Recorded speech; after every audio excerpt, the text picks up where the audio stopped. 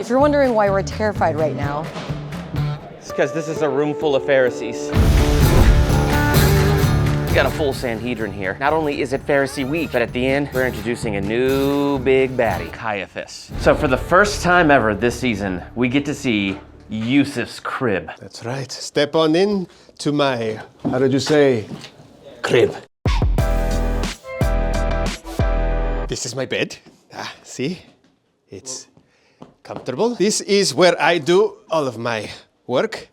Notice the scrolls. Any comic book scrolls?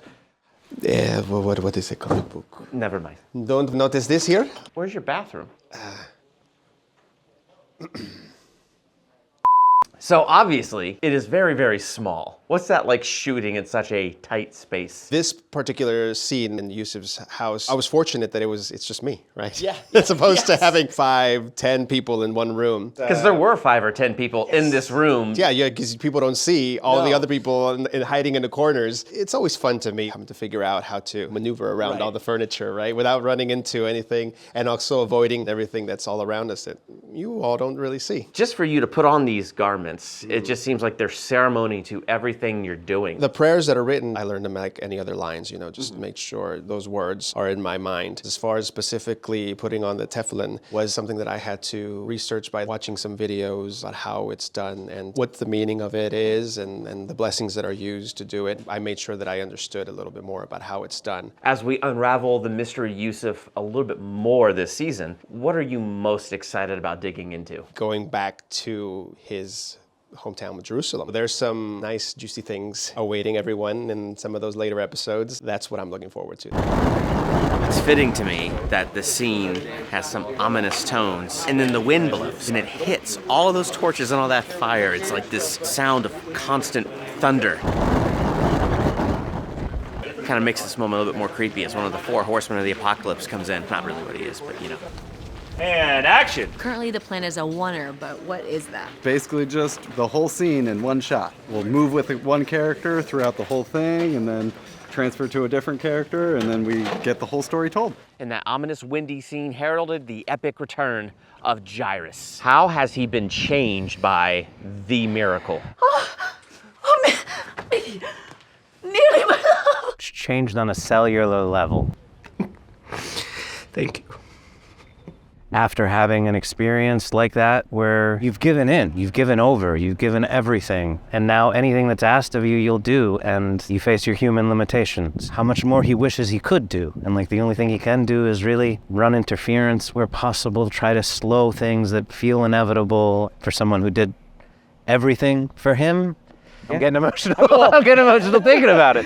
I wish I could. I wish I could do more, That's where Jairus is. You and Yusuf. God boys, what you gonna do? What you gonna do when they pray for you? Jairus owes Yusuf everything. The person who opened the door, who let the light into his life. I have read accounts from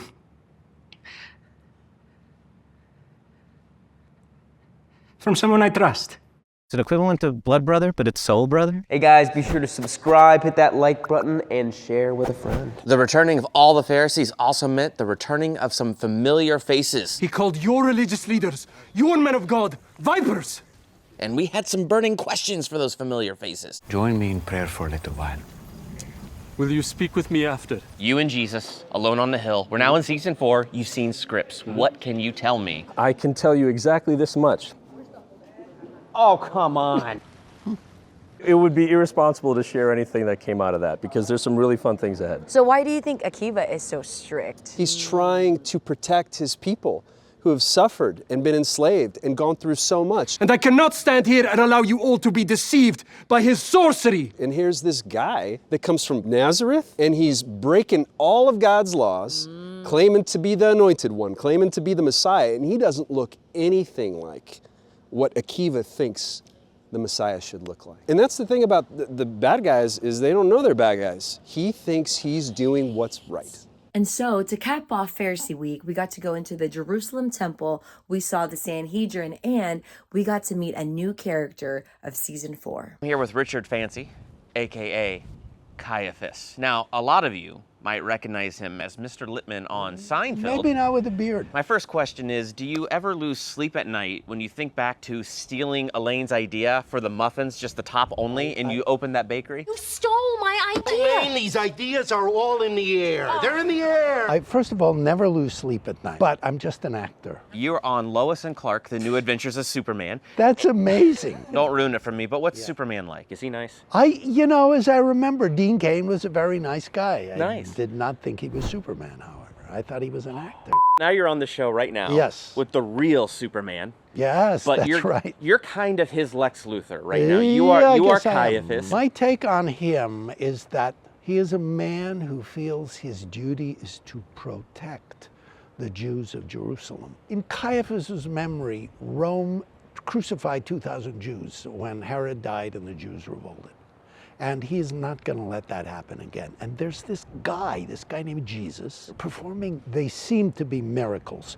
And if they are, that's worse, because that can stir people up, that can cause a riot, and we got to put an end to that. And if Rome does that, swell. Were you a fan of The Chosen before you came on? Yes, I was. I am a secular Jew. When Jesus reveals himself to Lilith, Thus says the Lord who created you.